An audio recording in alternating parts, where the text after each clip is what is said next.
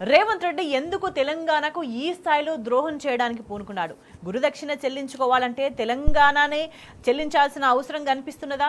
ఎందుకు రేవంత్ రెడ్డి ఈ స్థాయిలో కుట్రలకు పాల్పడుతున్నాడు?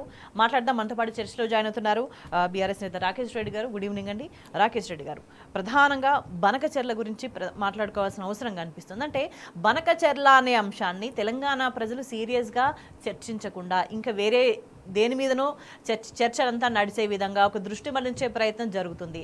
ఎట్ ది సేమ్ టైం ఈ బనకచెర్లకు సంబంధించి నిన్న ముఖ్యమంత్రి మాట్లాడిన మాటలు, అఖిలపక్ష ఎంపీల భేటీలో మాట్లాడిన మాటలతో చాలా స్పష్టంగా అర్థమైపోతుంది. ఆయన బనకచెర్లకి సుముఖంగా ఉన్నాడు, తెలంగాణ అంతా తీసుకుపోయి చంద్రబాబు నాయుడు చేతిలో పెట్టడానికి సిద్ధంగా ఉన్నాడని. ఎందుకు ఈ బుద్ధి, ఎందుకు ఇంత కుటిల వైఖరి అనేదే ఇప్పుడు ప్రధానంగా ప్రశ్న. తెలంగాణ ప్రాంతము అనేక త్యాగాల పునాదుల మీద నిర్మాణమైంది. స్వరాష్ట్రం ఊరికైనా రాలేదండి. ఎన్నో త్యాగాలు చేస్తే, ఎన్నో పోరాటాలు చేస్తే, ఉద్యమాలు చేస్తే తెలంగాణ వచ్చింది. ప్రధానంగా ఇది తెలంగాణ ప్రాంతం అనేది ఒక రిడ్జ్ మీద ఉంటుంది కాబట్టి ఒకవైపు కింది భాగం నుండి కృష్ణ, ఇంకోవైపు కింది భాగం నుండి గోదావరి పోతుంది. కానీ ఆ కృష్ణా గోదావరి నీళ్ళు మాత్రం తెలంగాణకు రావు. కాబట్టి ఆ కృష్ణా గోదావరి నీళ్లను తీసుకొచ్చి సస్యశ్యామలం చేయాలి, ఆ నీళ్ళన్నీ ఆంధ్రాకి దోచిపెడుతున్నారని చెప్పి ఆ రోజు సామాన్యులు సైతము ఆ రోజు పోరాటం చేస్తే మనకు తెలంగాణ వచ్చింది. తెలంగాణ వచ్చిన తర్వాత మనకు కేటాయించినటువంటి వాటాలను మనం కాపాడుకోవాల్సినటువంటి బాధ్యత మన మీద ఉంది. ముఖ్యంగా as a custodian of the people of Telangana, the government of Telangana is responsible for it. అన్ఫార్చునేట్గా ఏంటంటే ఈరోజు గోదావరి పైన తెలంగాణ ప్రయోజనాలను దెబ్బతీసే విధంగా ఆంధ్ర ప్రాంతం వాళ్ళు కుట్ర చేసి, ఆంధ్ర ప్రభుత్వం ముఖ్యంగా చంద్రబాబు నాయుడు గారు కుట్ర చేసి బనకచెర్ల కడతా ఉంటే దానికి వత్తాసు పలకడం అంటే ఇది తెలంగాణకు తీరని ద్రోహం చేయడమే. మీకు తెలుసు, ఒకనాడు తెలంగాణ ఉద్యమంలో చిన్న పిల్లాడు సైతం పాల్గొన్నాడు. 10th క్లాస్ పిల్లలు కూడా పాల్గొన్నారు. రాస్తారోకోలు చేసిండ్రు, ధర్నాలు చేసిండ్రు. కానీ ఆ సమయంలో తెలంగాణ ఉద్యమానికి మద్దతుగా నిలవాల్సింది పోయి ఈ ప్రాంత బిడ్డ ఇక్కడ పుట్టి ఈ ఉప్పు తిని ఈ నీళ్లు తాగి ఈయన రైఫిల్ అందుకొని ఉద్యమకారుల మీదకి ఎక్కువ పెట్టడం జరిగింది. అంటే ఆయనకి ఎప్పుడు కూడా తెలంగాణ ఈ ప్రజల మీద కానీ ప్రేమ లేదు. కాబట్టి ఇప్పుడు కూడా ఒకవైపు ఆంధ్ర ప్రాంతం వాళ్ళు గోదావరి నీళ్ళను తరలించకపోతే తర్వాత మళ్ళీ అంటే ఇప్పుడు 200 టీఎంసీలు అంటాను, కానీ యాక్చువల్గా వాళ్ళు కడుతున్నది 400 టీఎంసీలకు సంబంధించిన ఒక రిజర్వాయర్ కడుతున్నారు వాళ్ళు. బొల్లేపల్లి రిజర్వాయర్ నుంచి వెళ్ళి అక్కడ నుండి మళ్ళీ ఈ బనకచెర్ల హెడ్ రెగ్యులేటర్ నుంచి వెళ్ళి మొత్తం రాయలసీమ ప్రాంతాన్ని మొత్తము ఆ నీళ్లతోని పారించడానికి వాళ్ళు ఒక కుట్ర చేస్తున్నారు. వాస్తవానికి ఏంది, గోదావరి నీళ్లలో మనకు 968 టీఎంసీలు కేటాయించగా వాళ్ళకు 512 టీఎంసీలు కేటాయించారు. కానీ ఈ కేటాయింపులకు అదనంగా 3000 టీఎంసీల నీళ్లు ఈరోజు గోదావరిలో కలుస్తున్నాయి. ఆ గోదావరిలో కలిసేటువంటి నీళ్ళే మేము వాడుకుంటాం కదా, మేమేం అదనంగా మేము తీసుకుపోతలేం కదా అని చెప్పి ఆంధ్ర వాళ్ళు వాదిస్తున్నారు. కానీ ఇక్కడ ప్రమాదం ఏంటంటే ఆ 3000 టీఎంసీల నీళ్ళల్లో కూడా తెలంగాణకు వాటా ఉంటుంది. ఇది మర్చిపోయి 968 టీఎంసీలు మీరు ఆల్రెడీ కేటాయించినది, అది ఇస్తే చాలు, మాకు మిగతా నీళ్ళతో మాకు సంబంధం లేదంటాడు. అంటే భవిష్యత్తు అవసరాలు ఉన్నాయా? తెలంగాణ జనాభా 24 కోట్లు. దాని తర్వాత మనకు పెద్ద ఒక కాస్మోపాలిటన్ సిటీ ఉంది హైదరాబాద్. ప్రపంచంలో ఉన్నటువంటి వివిధ దేశాల నుండి వచ్చి ఈరోజు ఇక్కడ జీవిస్తూ ఉన్నారు. ముఖ్యంగా భారతదేశంలో వివిధ రాష్ట్రాల నుంచి వచ్చి ఇక్కడ పెట్టుబడులు పడి ఇక్కడ బిజినెస్ చేస్తున్నటువంటి వాళ్ళు చాలామంది ఉన్నారు. 1 కోటి మంది జనాభాకు పైగా ఈరోజు హైదరాబాద్ దాటుతూ ఉంది. కాబట్టి ఇక్కడ అవసరాల దృష్ట్యా ఆ అదనపు జలాలు ఏదైతుందో ఆ వరద జలాల్లో కూడా మాకు వాటా కావాలని కేసీఆర్ గారు వాదిస్తే ఈయనేమంటున్నాడు, 968 టీఎంసీలు మాకు కేటాయించాలి కదా, దానికి అదనంగా అంటే ఒక 1000 టీఎంసీలకు అదనంగా ఏమున్నా మీరు తీసుకోండి. అంటే ఇంత అవగాహన రాహిత్యం.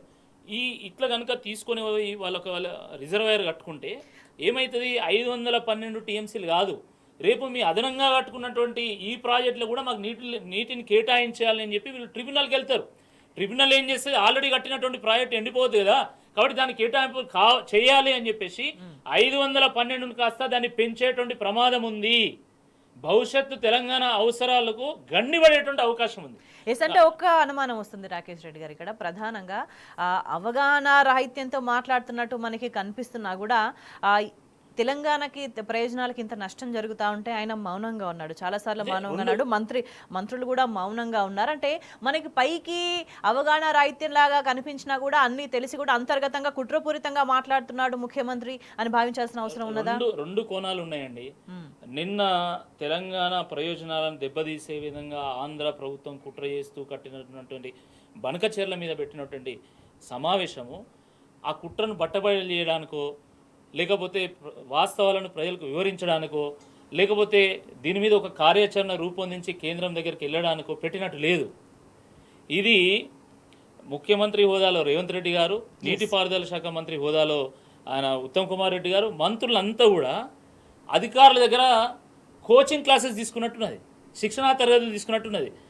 ఆయన తెల్లారు లేస్తే ఆయన మైకు పట్టుకొని మొత్తం తొడలు వాచిపోయేలాగా, నోరంతా బొంగురు పోయేలాగా ఆయన నేను నల్లమల్ల అడవిలో పుట్టినటువంటి పులి అని చెప్పుకునేటువంటి రేవంత్ రెడ్డి గారు నిన్నేం మాట్లాడుతున్నాడు? నల్లమల్ల అడవులు రాయలసీమలు ఉన్నాయా, తెలంగాణ ఉన్నాయా అని మాట్లాడతాడు. దేవాదుల ఏ బేసిన్లు ఉన్నది? గోదావరి బేసిన్లా, కృష్ణా బేసిన్లా, ఇంకా పెన్నా బేసిన్లు ఉన్నదా అని చెప్పి మాట్లాడుతున్నాడంటే అసలు ఆయనకు ఉన్నటువంటి అవగాహన ఏంది? ఆయన నిన్న చిన్న బచ్చా పోరగాళ్ళు అంటే అడిగేటువంటి డౌట్లను అడిగి మొత్తం తెలంగాణ అవాస్పాలు చేసిండు. అయితే అజ్ఞానంతో చేస్తున్నాడా ఏందో మాకు తెలియదు. నిజంగా అవగాహన లేకపోతే తెలంగాణ నీటి ప్రాజెక్టుల మీద అవగాహన కావాలన్నా, లేకపోతే కాళేశ్వరం ప్రాజెక్టు యొక్క గొప్పతనం తెలవాలన్నా, లేదా బనకచెర్ల కుట్రైందో తెలవాలన్నా ఆయన తెలంగాణ భవన్లో కేసీఆర్ గారి నేతృత్వంలో కోచింగ్ క్లాసెస్ తీసుకుంటే బాగుంటుంది. వాళ్ళు ఎందుకంటే యాక్చువల్గా వాళ్ళు చాలా బిజీ ఉన్నారు. ఎందుకంటే ఇప్పుడు కాంగ్రెస్ నాయకులు, మంత్రులు, ఎమ్మెల్యేలు చాలామంది చాలా వరకు అందరన్నీ అనగానే చాలా వరకు దుకాణాలు తెచ్చుకున్నారు. వాళ్ళ నియోజకవర్గంలో హైదరాబాద్లో దుకాణాలు తెచ్చుకొని దుకాణాలు నడిపిస్తున్నారు. ఫుల్ బిజీ ఉన్నారు, గాలి మోటార్లు ఎగురుతూ ఉన్నారు, గాలి ముచ్చం. వాళ్ళంతా బిజీ ఉన్నారు కాబట్టి క్రాష్ కోర్స్ ఇస్తాం తెలంగాణ భవన్లో. తెలంగాణ భవన్ తెరుచున్నాయి. కేసీఆర్ గారు మీకు అవగాహన లేకపోతే మొత్తం గూగుల్ మ్యాప్ పెట్టి మరీ మీకు ఎక్స్ప్లెయిన్ చేస్తారు. కానీ ఈ అవగాహన రాహిత్యంతో లేదా కుట్రతోని మీరు మొత్తం గోదావరి నీళ్ళని తీసుకుపోయి ఆంధ్రాకి అప్పచెప్తే మాత్రం ఈ తెలంగాణ భవిష్యత్తు తరాలకు కూడా మీరు ద్రోహం చేసినట్టు, నేటి తరానికే కాదు భవిష్యత్తు తరానికి కూడా మీరు నేరం చేసినట్టు, అంటే ద్రోహం చేసినటువంటి వాళ్ళు అవుతారు. అయితే అవగాహన లేకపోతే మా దగ్గర కోచింగ్ క్లాసెస్ తీసుకోండి.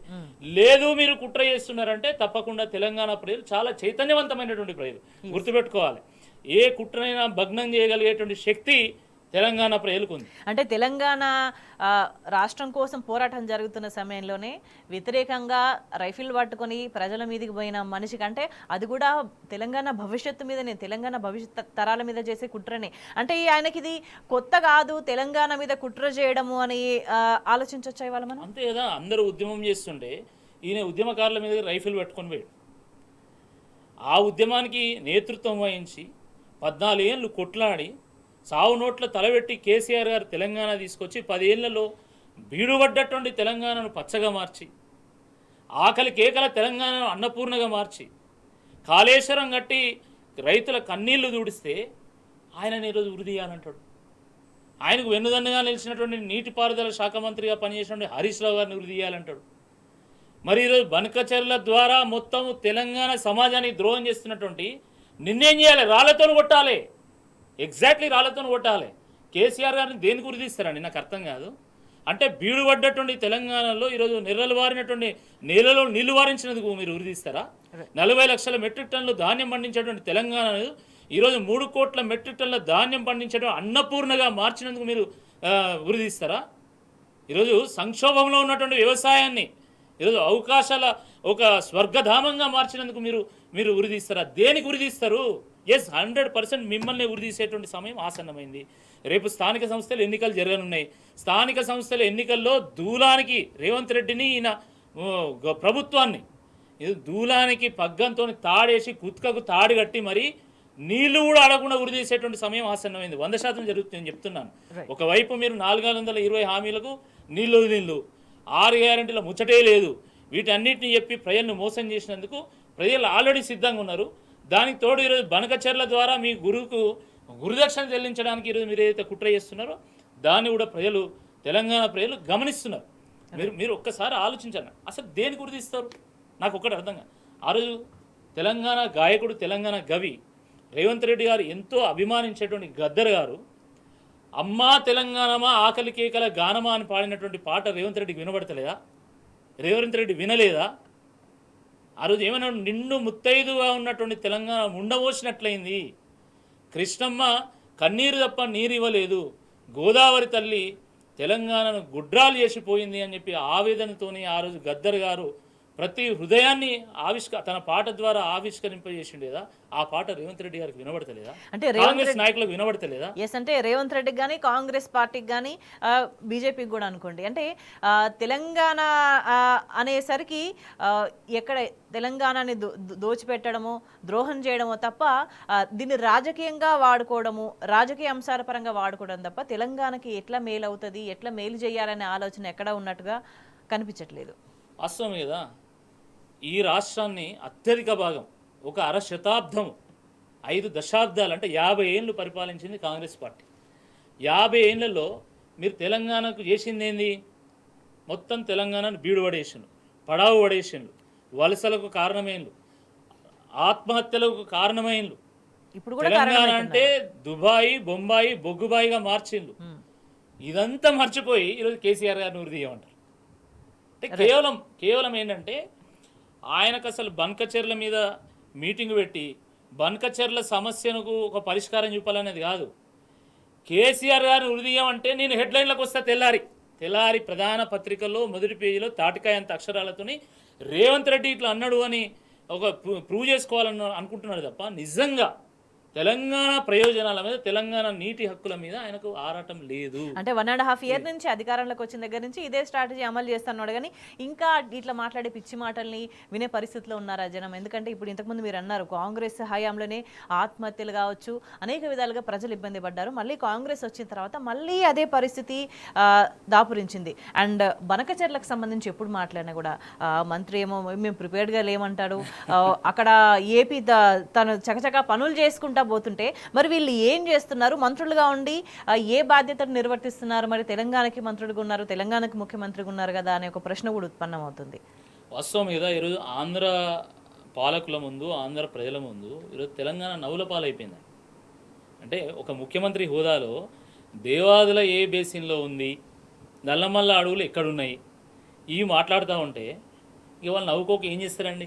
ఈ అవగాహనతో వీళ్ళు మన నీటి హక్కులను కాపాడగలుగుతారా? తెలంగాణ ప్రయోజనాలు కాపాడగలుగుతారా? ఇది సాధ్యం కాదు. దేశం అంతా ఒకటే, అది ఆంధ్ర అయినా, తెలంగాణ అయినా, తమిళనాడు అయినా, ఉత్తరప్రదేశ్ అయినా, ఉత్తరాఖండ్ అయినా కూడా మనమంతా ఒకటే, అన్నదమ్ములా కలిసి ఉండాలి. అందరి యొక్క ప్రయోజనాలు మనం కాపాడాలి. అన్ని ప్రాంతాలు కూడా సస్యశ్యామలంగా ఉండాలి. ఇక్కడ రైతన్నా అక్కడ రైతన్నా రైతే కదా. కానీ మన ప్రాంత ప్రయోజనాలను కాపాడాల్సినటువంటి బాధ్యత మన ప్రభుత్వం మీద ఉంటుంది. ఆంధ్ర ప్రాంతం యొక్క ప్రయోజనాలు కాపాడేటువంటి బాధ్యత అక్కడ చంద్రబాబు నాయుడు గారి మీద ఉంటుంది. కానీ ఆంధ్ర ప్రాంత ప్రయోజనాలు కాపాడేటువంటి బాధ్యత ఈయన తీసుకుంటాను. ఇది చాలా వింతగా ఉంది. మరి ఇక్కడ రైతులు ఏం కావాలి? ఇక్కడ రైతులు ఏం కావాలనే కనీస అవగాహన ఉందా ఆయనకి? ఇప్పటికీ ఆల్రెడీ ఏమైపోయింది, కృష్ణా బేసిన్లో ఈ రోజుల్లో అంటే కృష్ణా నదిలో వాటర్ ఉండడం లేదు. సంవత్సరంలో ఒక నెల అంతా ఎక్కువగా అసలు కృష్ణా నదిలో వాటర్ ఉండదు. కాబట్టి కృష్ణా బేసిన్ అంతా కూడా ఎండిపోయేటువంటి ఒక ప్రమాదం ఉన్నటువంటి ఈ సందర్భంలో గోదావరి నీళ్లను వాడుకొని మనం కృష్ణా బేసిన్ నింపుకొని అదంతా కూడా సస్యశ్యామలం చేయాల్సినటువంటి బాధ్యత మన మీద ఉంటుంది. ఆ రోజు కేసీఆర్ గారు ఏం ఆలోచించారు? నదుల వెంబడి నీళ్ళు ఇస్తే దానివల్ల తెలంగాణకు అన్యాయం జరుగుతుంది, తెలంగాణకు కూడా న్యాయం జరుగుతుంది. అట్లనే రాయలసీమ కూడా నీళ్ళు అందించవచ్చు అనేటువంటి ఒక ఆలోచన వారు చేసిండు. కానీ ఇక్కడ కూడా ఆంధ్రాకి మేము నీళ్ళు ఇస్తాం, కంప్లీట్గా నీళ్ళు ఇస్తామని ఆయన ఇక్కడ చెప్పలే. ఒకవేళ కనుక ఇచ్చంపల్లి దగ్గర ప్రాజెక్టు కట్టి ఆ ఇచ్చంపల్లి నుంచి వెళ్ళి నాగార్జున సాగర్కి నీళ్లు తీసుకెళ్ళి నాగార్జున సాగర్ నుంచి వెళ్ళి శ్రీశైలంకు నీళ్లు తీసుకెళ్తే అక్కడ అదనపు జలాలు కనుక ఒకవేళ రాయలసీమ పోతే ఇట్ ఈస్ ఓకే. అప్పుడు ఏమవుతుంది, మనం ఇచ్చంపల్లి నుండి మనం నాగార్జున సాగర్కి వచ్చేంత వరకు మనకు వారుతుంది. మా చుట్టుపక్కల మొత్తం ప్రాంతం అంతా కూడా సస్యశ్యామలం ఇది. మళ్ళీ నాగార్జున సాగర్ నుండి శ్రీశైలం పోయేటువంటి ఆ ప్రాంతం ఆ కెనాల్కి చుట్టుపక్కల మొత్తం మళ్ళీ ఆ ప్రాంతం పారుతుంది. దాని తర్వాత అదనపు నీళ్లు వాళ్ళు ఎవరు తీసుకుపోయినా మనకేం ఇబ్బంది ఏం లేదు. ఒకవేళ అలాంటి ప్రాజెక్టు కడితే ఇరు రాష్ట్రాలు కూడా కాస్ట్ను భరిస్తాయి కాబట్టి తక్కువ కాస్ట్లో మనం ఎక్కువ ప్రయోజనం పొందొచ్చు అనేటువంటి ఆలోచన ఆ రోజుల్లో కొంత జరిగింది. కానీ ఇక్కడ కూడా ఆయన ఇప్పుడు కట్టేటువంటి ప్రాజెక్టుకి ఎప్పుడు ఒప్పుకోలే. కానీ ఒప్పుకున్నట్టు ఈరోజు రేవంత్ రెడ్డి గారు అవగాహన రాహిత్యంతో ఈరోజు అంటే ఎగ్జాక్ట్లీ అంటే కాళేశ్వరానికి సంబంధించి కూడా ఇదే విధంగా కుట్రపూరితంగా అబద్ధాలు ప్రచారం చేసిండ్రు, చాలా దారుణంగా అబద్ధాలు ప్రచారం చేసిండ్రు. కానీ ఇవాల్టి సమయానికి వచ్చేసరికి కాళేశ్వరం ప్రాజెక్ట్ అంటే ఏంటి అంటే అబద్ధాలు ప్రచారం చేసినా కూడా ఆయకట్లో ఉన్న రైతులకి తెలుసు వాస్తవం ఏంటి అనేది. ఎందుకంటే నీళ్లు ఎట్లా వచ్చినాయి, నీళ్లు ఎందుకు రావట్లేదు, ఎవరి వల్ల రావట్లేదు అనేది అక్కడ రైతాంగానికి చాలా స్పష్టంగా అర్థమవుతుంది. కాళేశ్వరం మీద ఏ విధంగానైతే కుట్రలు జరిగినాయో, అబద్ధపు ప్రచారాలు జరిగినాయో, ఇవాళ ఈ బనకచర్ల అంశానికి సంబంధించి కూడా అదే స్ట్రాటజీతో కుట్రలకి పాల్పడుతున్నాడా రేవంత్ రెడ్డి అని అంటే ఏమంటారు? అంతే కదా. ఇప్పుడు కాళేశ్వరం ఏమన్నారు, కాళేశ్వరం 100 కాంపోనెంట్లు ఉంటాయి, దాంట్లో ఒక 2 పిల్లర్లు ఊగినాయి. 100 పిల్లర్లు ఉంటాయి, 3 బ్యారేజ్లలో 100 పిల్లర్లు, దాంట్లో ఒక 2 పిల్లర్లు కుంగినాయి. వాస్తవమే, పిల్లర్లు ఊగితే కాళేశ్వరం మొత్తం కూలిపోయింది అంటాడు, కాళేశ్వరాన్ని కూలేశ్వరం అంటాడు. అంత అవగాహన రాహిత్యం ఉన్నటువంటి ముఖ్యమంత్రి మళ్ళీ గంధమల్ల దగ్గర పోయి ఎట్లా నువ్వు ప్రారంభించినావు? గంధమల్ల రిజర్వాయర్ ఎక్కడిది? దాన్ని నీళ్ళు ఎక్కడి నుంచి వచ్చినాయి? గంధమల్ల రిజర్వాయర్కు కాళేశ్వరం ప్రయత్నించలేదు కదా, నీళ్ళు వచ్చినాయి. మరి నువ్వు దాన్ని ఎట్లా ప్రారంభించినావు? ఒకటి. రెండోది, ఈయన ఒక 6 నెలల క్రితం 1 ఇయర్ క్రితం ఏమన్నాడు, మూసీని ప్రక్షాళన చేస్తా. ఎట్లా చేస్తా? మల్లన్న సాగర్ నుంచి నీళ్ళు తీసుకొచ్చి మూసీలో వస్తే ఆ నది సజీవంగా మారుతుంది, మొత్తం క్లీనప్ అయిపోతుంది రివర్ అంతా, తద్వారా నేను మూసీని ప్రక్షాళన చేస్తా. అసలు కాళేశ్వరమే లేకపోతే మల్లన్న సాగర్కు నీళ్ళు ఎక్కడి, మల్లన్న సాగర్ నీళ్ళు లేకపోతే నువ్వు మూసీలో ఎట్లా వస్తావు? అంటే ఆయన ఎంచుకున్నటువంటి నెరేటివ్ని ఆయనే ఈరోజు తుంగలో దొక్కుతూ, ఈరోజు దాన్ని కాంట్రాక్టరీగా మాట్లాడుతూ, ఈరోజు అసలు అవగాహన రాహిత్యాన్ని 100 సార్లు ఆయన బట్టబయలు తీసుకుంటున్నాడు. ఆయనకు అసలు కాళేశ్వరం మీద కనీస అవగాహన లేదు. వాస్తవానికి కాళేశ్వరం ఒక ముక్తీశ్వరం, ఒక త్రివేణి సంగమం, అది 3 నదులు కలిసేటువంటి ఒక ప్రాంతం, హిందువులకు అత్యంత ఒక గొప్ప పుణ్యక్షేత్రం అది. ఈరోజు ఎవరైనా చనిపోతే బొక్కలు తీసుకుపోయి మనం కాళేశ్వరం కలుపుతాం, ఇది వాస్తవం. అంటే తద్వారా ముక్తి ప్రసాదిస్తారు శివుడు అని చెప్పేసి మనం నమ్ముతాం, దేవుడు ముక్తిని ప్రసాదిస్తాడు, మోక్షం లభిస్తుంది అని మనం అనుకుంటాం. అలాంటి ఒక పుణ్యక్షేత్రం పేరు మీద పెట్టినటువంటి ప్రాజెక్టు కాళేశ్వరం పెట్టి కూలేశ్వరం అంటాడు. ఈరోజు కూలేది ఎవరో తెలుసా? ఈయన ప్రభుత్వం, ఈయన ప్రతిష్ట. ఖచ్చితంగా అదే జరుగుతుంది. ఈరోజు మీరు దేవుళ్ళ మీద ఒట్టు పెట్టిండ్రు, ఏం జరిగింది? మేడారంలో ఏం జరిగింది? లక్షల చెట్లు నేల కొరిగినాయండి. దాని తర్వాత ఎన్ని రకాల రేవంత్ రెడ్డి గారు అబాస్ పాలవుతున్నారో మనందరూ తెలుసు. ఇప్పుడు కాళేశ్వరం కూలేశ్వరం అని కూడా ఆయనే కూలిపోతాడు, ఆయన కుంగిపోతాడు తప్ప దీనివల్ల తెలంగాణకి ఎటువంటి నష్టం జరగదు, ఇది గుర్తుపెట్టుకోవాలి. రైట్. అంటే ఇప్పటిదాకా కూడా ప్రజలు అడుగుతూ ఉన్నారు, మీరు ఇచ్చిన హామీలకు సంబంధించి మీరు ఎప్పుడు అమలు చేస్తారని అడుగుతున్నారు, తెలంగాణకి మీరు ఏం చేస్తారని అడుగుతున్నారు. అనేక సందర్భాలు అడిగిన కానీ వాళ్ళు ఏదో నామకే వాస్తే మాటలు చెప్పినా కూడా ఈ టైంకి చేస్తామన్నా కూడా ఏది కూడా చెప్పిన టైంకి జరగలేదు, చెప్పిన మేరకు పొరపాటును కూడా జరగలేదు. ఎంతవరకు చేస్తారని అంటే ఏదో పైలట్గా తీసుకొని చాలా తక్కువ మంది లబ్ధిదారులు ఉన్న దగ్గర మరీ సెలెక్ట్ చేసుకొని చేసినామని వాళ్ళ పార్టీ వాళ్ళే మాట్లాడిన సందర్భాలు కనిపిస్తున్నాయి. కానీ తెలంగాణకు ద్రోహం చేసే విషయంలో, బనకచర్ల విషయంలో మాత్రం ఆయన చాలా స్పష్టంగా తన వైఖరి బయట పెట్టుకున్నారు. రాకేష్ రెడ్డి గారు, ప్రధానంగా రేవంత్ రెడ్డికి ఎపెక్స్ కౌన్సిల్ భేటీలో మినిట్స్కి ఎజెండాకి డిఫరెన్స్ కూడా తెలియదు అనేది కూడా అంతా మాట్లాడుకుంటున్న సందర్భం. వాస్తవమే కదా. నిన్న అసలు వాళ్ళు సమావేశం నిర్వహించిన తీరు, వాళ్ళు అడిగినటువంటి ప్రశ్నలు విన్నాక అసలు మనకు మంత్రులు, వీళ్ళ ముఖ్యమంత్రులు అని తెలంగాణ ప్రజలు మొక్కున వేలు వేసుకునేటువంటి ఒక పరిస్థితి నిర్మాణమైంది. చాలా సిల్లీ డౌట్స్, సిల్లీగా వ్యవహరించడము. అసలు వాళ్ళు ఎందుకు పెట్టిన ఆ సమావేశం కూడా వాళ్ళకి అర్థం కానటువంటి ఒక పరిస్థితిలో పెట్టారు. అఖిలపక్షం పెట్టింది. అఖిలపక్షం మీరు ఎవరితో పెట్టాలా? ఎమ్మెల్యేలతో పెట్టాలి. మీరేం చేసి ఎంపీలతో పెడతారు. అసలు ఎంపీలకి ఏంది సంబంధం నాకు అది అర్థం కావడానికి. ఎప్పుడైనా రాష్ట్రంలో ఏ ముఖ్యమంత్రి అయినా, ఏ ప్రభుత్వం అయినా అఖిలపక్షం పెడితే అసెంబ్లీలో ఆ పక్ష నాయకులను పిలుస్తారు. ఎన్ని పార్టీలు ఉంటే ఆ పార్టీల నుండి కొంతమంది రిప్రజెంటేటివ్స్ని కానీ, లేకపోతే ఆ పక్ష నాయకులు, ఫ్లోర్ లీడర్స్ ఉంటారు కదా, వాళ్ళని పిలిచి ఒక అఖిలపక్షం పెట్టి మీ పార్టీ వ్యూ ఏంది, మీ పార్టీ వ్యూ ఏంది, మీ పార్టీ వ్యూ ఏందని మాట్లాడతారు. కానీ ఈయన ప్రెస్ మీట్ పెట్టినట్టు పెట్టిండా ఎంపీలను పిలిచి. అంటే టీఆర్ఎస్ పార్టీకి ఈరోజు ఎంపీలు లేరు కాబట్టి హరీష్ రావు గారు ఒకవేళ అక్కడికి వచ్చినా, లేకపోతే కేటీఆర్ గారు అక్కడికి వచ్చినా కూడా మిగతా వాళ్ళు మాట్లాడడానికి ఏమి ఉండదండి. ఎందుకంటే వాళ్ళకి ఎవరికి పెద్దగా అవగాహన లేదు. ఉంటే కొంతమందికి ఉండొచ్చు, మంత్రులకు అసలు అందరికీ ఏం లేదండి. వాళ్ళు మాట్లాడడానికి సిద్ధంగా ఉండరు, ఎందుకంటే నిద్ర నటిస్తూ ఉంటారు. ఎగ్జాక్ట్లీ. వాళ్ళు చంద్రబాబు చేతులు ఉన్నారు, ఇప్పుడు వాళ్ళు చంద్రబాబు నాయుడు గారి చేతుల్లోనే ఉన్నారు వాళ్ళు. కాబట్టి వాళ్ళు తెలంగాణ గురించి మాట్లాడారు.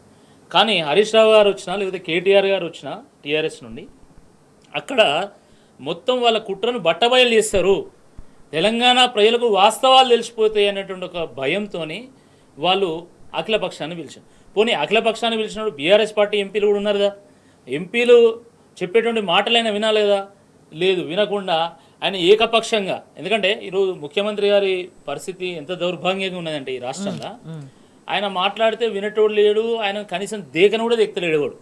కాబట్టి ఉరి తీయాలంటేనన్నా హెడ్లైన్లు అవుతాయని ఆయన అనుకున్నాడు.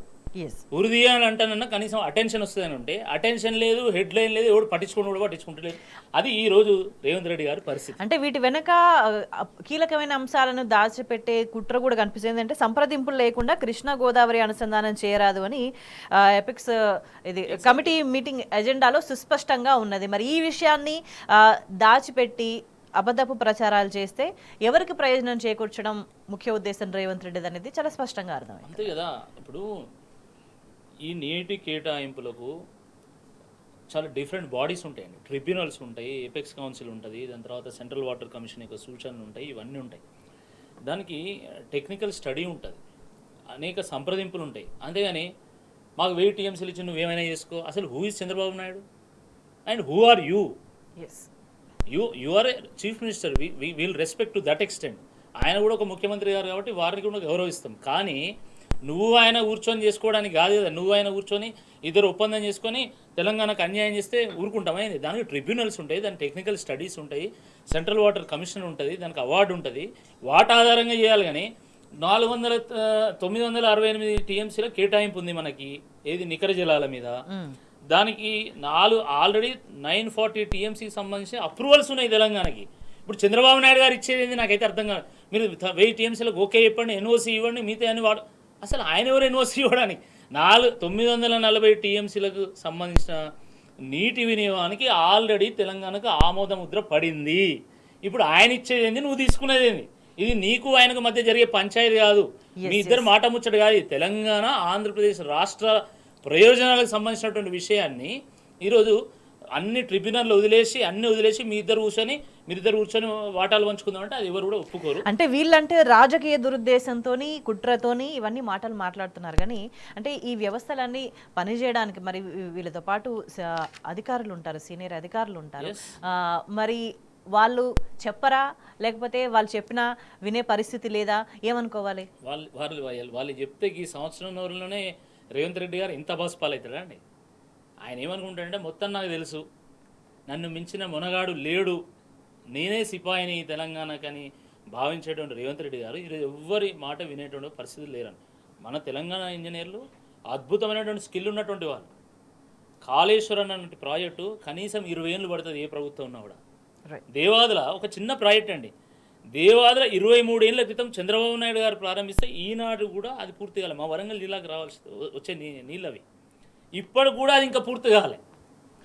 అలాంటిది కాళేశ్వరం 100 కాంపొనెంట్లు, 3 బ్యారేజీలు, 16 రిజర్వాయర్లు, ఎన్నో పవర్ పంప్ హౌజులు, కొన్ని వందల వేల కిలోమీటర్ల టన్నెళ్ళు, కెనాళ్ళు, చెరువులు నింపుడు, వాగులలో నీళ్లు పోసుడు, కెనాళ్ళు ద్వారా నీళ్లు పంపిణీ చేసుడు, ఇవన్నీ ఉన్నాయి కదా. మరి ఇలాంటి ప్రాజెక్టు 4 సంవత్సరాల రికార్డు సమయంలో కట్టిన కేసీఆర్ గారు. ఒకవేళ కనుక కేసీఆర్ గారు ఏమాత్రం ఆ రోజు డిలే చేసినా కూడా దాని ప్రాజెక్ట్ కాస్ట్ ఈరోజు 96,000 అంటున్నారు, 94,000 అంటున్నారు కదా, అది డబుల్ 4 టైమ్స్ కూడా అయ్యేది. అట్లనే కదా నాగార్జున సాగర్ యొక్క కాస్ట్ అన్ని రెట్లు పెరిగింది, ఎస్ఆర్ఎస్పి కాస్ట్ అన్ని రెట్లు పెరిగింది. ఎందుకు పెరిగింది? మీరు ఆన్ టైం మీరు పూర్తి చేయలేదు కాబట్టి పెరిగింది. కానీ ఇది రికార్డు టైంలో మీరు పూర్తి చేయడం వల్లనే ఇన్ని రిజర్వాయర్లు కట్టి ఇన్ని 40 లక్షల ఎకరాలకు ఈరోజు నీళ్ళు ఇవ్వగలుగుతున్నది Kaleshwaram. You have to understand that. అదేగాక ఈరోజు కృష్ణా మీద ఏదైతే అసంపూర్ణమైనటువంటి ప్రాజెక్టులు కల్వకుర్తి, నెట్టంపాడు, భీమా, ఇవన్నీ ఏవైతే ప్రాజెక్ట్స్ ఉన్నాయో ఇవన్నీ కూడా రికార్డు టైంలో వారు పూర్తి చేయగలిగింది. కాబట్టి ఇంత తక్కువ సంపద అంటే తక్కువ ఖర్చుతోని మనం పూర్తి చేయగలిగాం. సో అంటే వాస్తవాన్ని గ్రహించాలా. ఎస్, అంటే ఇన్ని ప్రాజెక్టులు అన్నీ కూడా పనిచేసిస్తే నీళ్ళని తెలంగాణ వాడుకుంటే ఏపీకి ఎట్లా అనే బాధ రేవంత్ రెడ్డికి ఉన్నది అయ్యాల మరి ఉన్నట్టే కదా. ఇప్పుడు కేవలము కాళేశ్వరం పూర్తి చేసి కృష్ణా మీద అసంపూర్ణంగా ఉన్నటువంటి ప్రాజెక్టులను పూర్తి చేస్తేనే ఈరోజు 60 లక్షల మెట్రిక్ టన్ను ధాన్యం పండించేటువంటి తెలంగాణ ఈరోజు 3 కోట్ల మెట్రిక్ టన్నుల ధాన్యం పండించి ఆకలి కేకల తెలంగాణ అన్నపూర్ణగా మారింది. అలాంటిది గోదావరి మీద ఇంకా ప్రాజెక్టులు కట్టి, కృష్ణా మీద కూడా ఇంకా ప్రాజెక్టులు కట్టి, లేదా కృష్ణాని తీసుకుపోయి గోదావరిని తీసుకుపోయి కృష్ణా బేసిన్ కనుక మనం కృష్ణా బేసిన్ కనుక లింక్ చేయగలిగితే నిజంగా అద్భుతం సృష్టించగలుగుతాం మనం. అది తెలిసినటువంటి రేవంత్ రెడ్డి గారు, చంద్రబాబు నాయుడు గారు ఇద్దరు కలిసి కుట్ర చేసి రాయలసీమకు నీళ్ళు ఇస్తున్నటువంటి అన్న పేరు మీద ఈరోజు తెలంగాణ నోట్లో మట్టి కొట్టేటువంటి ఒక ప్రయత్నం. ఆంధ్రాకు నీళ్ళు ఇద్దామనేది మన ఉద్దేశం కాదు. ఆంధ్ర వాటాకు తగ్గట్టుగా వాళ్ళు నీళ్ళు తీసుకుపోవాలి. ఆ ప్రాంతం కూడా, ఆ ప్రాంత ప్రజలు కూడా బ్రతకాలి కదా. రాయలసీమ కూడా అది ఒక ఎడారి ప్రాంతం వాస్తవానికి. అక్కడ ప్రాంత రైతులు కూడా రైతులే కదా, ఆ ప్రాంత ప్రజలు కూడా మన వాళ్ళే కదా, వాళ్ళు కూడా బతకాలి. But not to the extent of damaging Telangana rights. దాన్ని మనం చెప్తున్నాం, మన రైట్స్ని ఎక్స్ప్లాయిట్ చేయకుండా వాళ్ళు ఎంతవరకు నీళ్లు తీసుకుపోవాలో తీసుకుపోవచ్చు. ఇప్పుడు ఏం జరుగుతున్నది చాలా మందికి తెలియదు. ఇది పోలవరం నుండి తెలంగాణ, అంటే తెలంగాణ ఆంధ్ర బార్డర్ ఉంటుంది కదా, ఆంధ్ర బార్డర్ కొంచెం కిందిగా, అంటే ఇప్పుడు ఎట్లా పోతుంది, పోలవరం దగ్గర ప్రాజెక్టు కడితే ఆ వాటర్ని తీసుకుపోయి వాళ్ళు కృష్ణా బ్యారేజ్లో పోస్తారు. కృష్ణా బ్యారేజ్లో పోసి అక్కడి నుంచి బొల్లపల్లి రిజర్వాయర్ అక్కడ, అంటే గుంటూరు ప్రాంతం, మళ్ళీ ఆ నుంచి బనకచెర్ల, అది కూడా గుంటూరు, అంటే పైన నార్జన్ సార్ పైన తెలంగాణ ఉంటుంది, కింద ఆంధ్ర ఉంటుంది. అక్కడ ఆ గుంటూరు ప్రాంతంలో లేదా ప్రకాశం ప్రాంతంలో ఉన్నటువంటి ఈ రిజర్వాయర్ల నుండి హెడ్ రెగ్యులేటర్ నుంచి రాయలసీమకు నీళ్ళు తీసుకుపోతాను.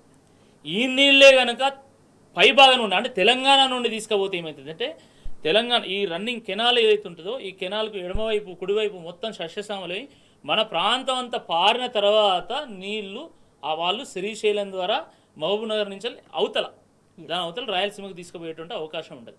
అట్లా తీసుకుపోతే కొంత ప్రయోజనం మనకు ఉంటుంది తప్ప, నువ్వు కింది నుంచి మొత్తం వాటర్ వాడుకొని మేము ఆల్రెడీ ప్రాజెక్ట్ కట్టుకున్నాం కాబట్టి మళ్ళీ మాకు కేటాయింపులు చేయాలి కొత్తగా అని చెప్పేసి వాళ్ళు వచ్చి వాదించి కేటాయింపులు చేసుకుంటే తెలంగాణ నోట్లో మట్టి కొట్టినట్టు అవుతుంది కదా. అంటే ఇప్పుడు మన ప్రాంతం నుంచి పారుకుంటా పోయి ఆంధ్ర ప్రాంతం పోతే మనకు కొంత ఉపయోగకరంగా ఉంటుంది. కానీ కింది నుంచి నీళ్ళని దోచుకోపోతా అంటే మనం కళ్ళప్పగించి చూస్తే రేపు వాళ్ళకు కొత్తగా కేటాయింపులు వస్తే మనం ఉన్న కేటాయింపులు మనం లూజ్ అయ్యేటువంటి అవకాశం ఉంటుంది, నష్టం జరిగేటువంటి అవకాశం ఉంటుంది. కాబట్టి బనకచెర్ల విషయంలో బీఆర్ఎస్ పార్టీ పోరుబాట పట్టింది. బనకచెర్ల మీద బీఆర్ఎస్ పార్టీ మాట్లాడేంత వరకు అసలు మంత్రులకు సోయలేదు, ఈ ప్రభుత్వానికి సోయలేదు. కనీసం కూడా బనకచెర్ల ఉన్నదని కూడా ఎవరికి తెలియదు. బనకచెర్ల అంటే అది ఎక్కడ ఉన్నదో కూడా ఇప్పుడు ఎవరికి తెలియదు. చాలా మంది మంత్రులకు మీరు ఒక్కసారి మైక్ పెడితే తెలుస్తుంది కథ. బనకచెర్ల అంటే వాళ్ళు ఇంకెక్కడో తెలంగాణ ఉన్నది అనుకుంటాను. బనకచెర్ల ఇక్కడ లేదు, అది ఎక్కడో గుంటూరు ప్రకాశం జిల్లాలో ఉంటుంది. బట్ ఏం జరుగుతుంది, అక్కడికి నీళ్లు పోవడం ద్వారా మన కేటాయింపులు తగ్గేటువంటి అవకాశం ఉంది, భవిష్యత్తు అవసరాలకు గండిపడేటువంటి అవకాశం ఉంది అనేది బీఆర్ఎస్ పార్టీ వాదన. తప్పకుండా తెలంగాణ ప్రయోజనాలు వాళ్ళు కాలరాస్తే తప్పకుండా నీటి యుద్ధం తప్పదు.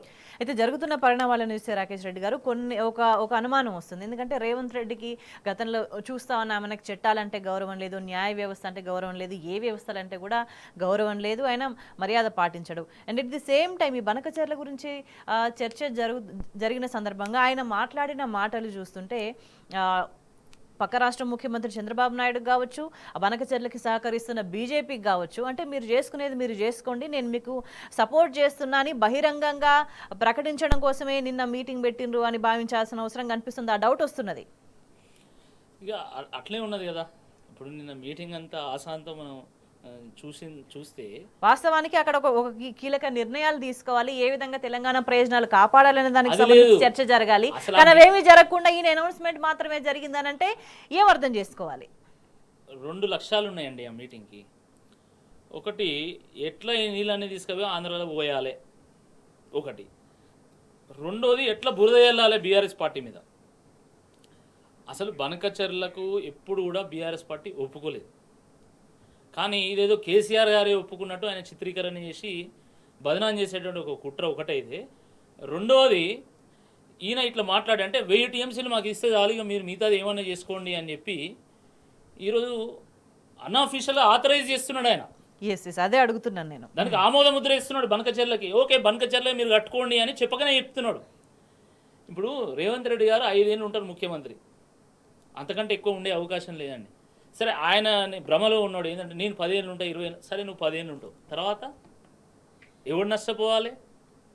మీరు చంద్రబాబు నాయుడు కలిసి ఇద్దరు వాటాలు పంచుకుంటారు, నీటి వాటాలు కావచ్చు ఇంకేం వాటాలు మాకు తెలియదు అవన్నీ. కానీ తర్వాత నష్టపోయేది ఎవరు? తెలంగాణ ప్రజలు, తెలంగాణ భవిష్యత్తు తరాలు నష్టపోతాయి. దాని గురించి బీఆర్ఎస్ పార్టీ కొట్లాడుతున్నది. బీఆర్ఎస్ పార్టీ కొట్లాడేది భవిష్యత్తు తెలంగాణ, ఫ్యూచర్ తెలంగాణ కోసం కొట్లాడుతున్నది.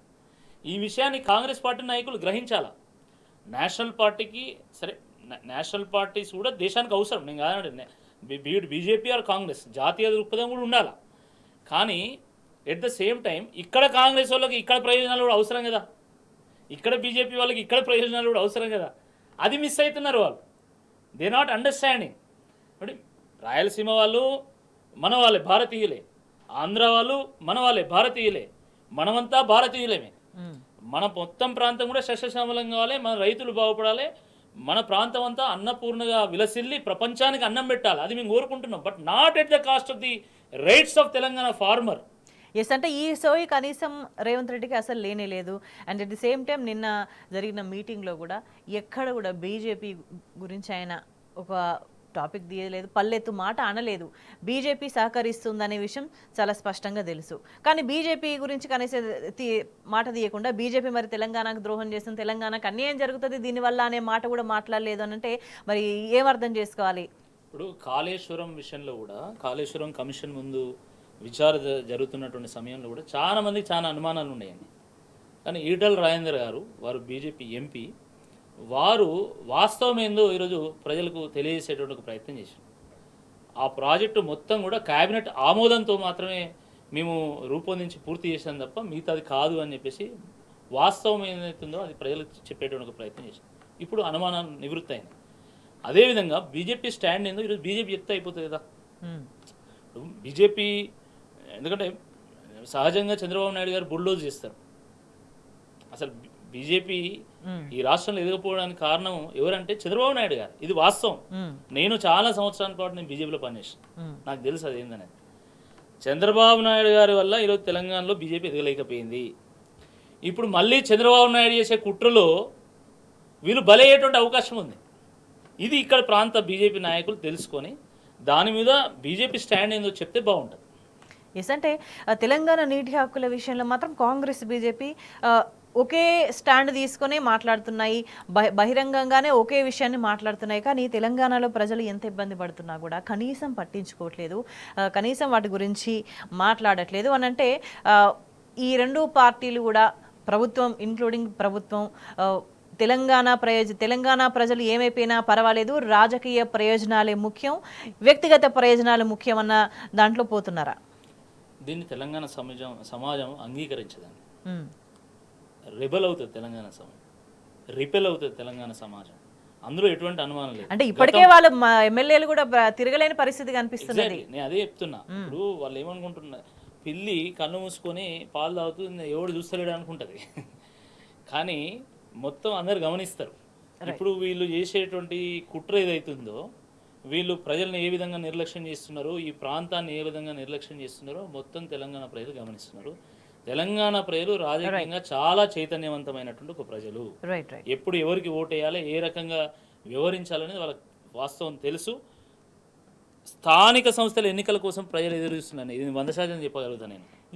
ఒకవైపు 6 గ్యారెంటీలు, 420 హామీలు, వాటికి తిలోదకాలు ఇచ్చిండు. ఇంకోవైపు ఈ రకంగా మన ప్రయోజనాలను దెబ్బతీస్తూ పక్క రాష్ట్ర ప్రయోజనాలు కాపాడుతున్నారనేటువంటి వాస్తవం ఈరోజు ప్రజలకు అర్థమైంది. కాబట్టి ఇప్పుడు ఎప్పుడెప్పుడు ఎన్నికలు వస్తాయా, ఎప్పుడు సమాధానం చెప్పాలా అని ప్రజలు ఎదురుస్తున్నారు. దాంట్లో రేవంత్ రెడ్డి గారి ప్రభుత్వం బలిగాక తప్పదు. ఇప్పటికే 46 సార్లు ఢిల్లీ పోతే 4-5 సార్లు మోడీ గారిని కలిశారు. మోడీ గారి అపాయింట్మెంట్ దొరుకుతుంది కానీ ఆయన పాపం రాహుల్ గాంధీ అపాయింట్మెంట్ అంటే అల్టిమేట్ గా ఎట్లా చూసుకున్నా కూడా ప్రజాగ్రహం చాలా తీవ్ర స్థాయిలో ఉంది. ఆ ప్రజాగ్రహానికి బలి కాక తప్పదు అనే అంశాన్ని ప్రభుత్వం గుర్తుంచుకుని మెసలుకుంటే మంచిదనేది స్పష్టమవుతుంది. చర్చలో పాల్గొన్న రాకేష్ రెడ్డి గారికి ధన్యవాదాలు. That's all for now. Stay tuned.